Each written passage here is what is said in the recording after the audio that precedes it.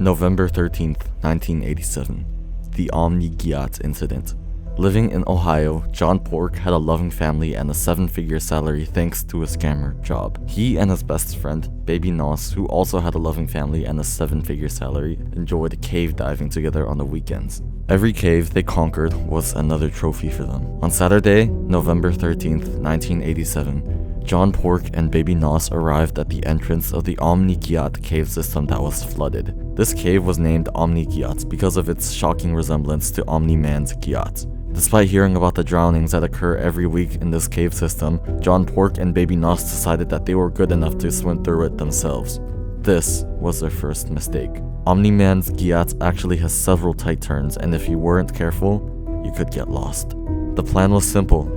Reach the bottom of Omni-Man's Giat, a feat nobody has ever achieved before, and return to the surface. This dive would take over 4 days and over 5,000 meters. John Pork and Baby Nos would have to be prepared. However, it is known afterwards that John Pork and Baby Nos only brought 1 extra air tank in each. This was their second mistake. 2 hours in and 400 meters down, John Pork and Baby Nos reached a hurdle. For one of these 2 friends, it would also be the last hurdle they ever reached. John Pork decided to go through the tight crevice first, but since Baby Nos was a little on the heavier side, he had trouble fitting through. John Pork grew impatient and decided to swim on ahead without Baby Nos. He thought that everything would be fine as they were still connected by rope. After 20 minutes, John Pork was becoming worried. Baby Nos had not caught up yet and there hasn't been a tug on the rope. This did not stop him though, as he kept on going.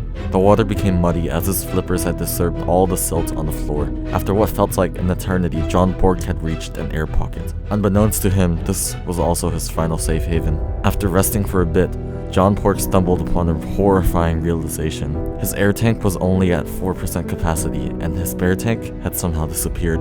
The paranoia had crept in by this time about Baby Nos, who was still nowhere to be found, and on top of that, his flashlight died, leaving him completely in the dark.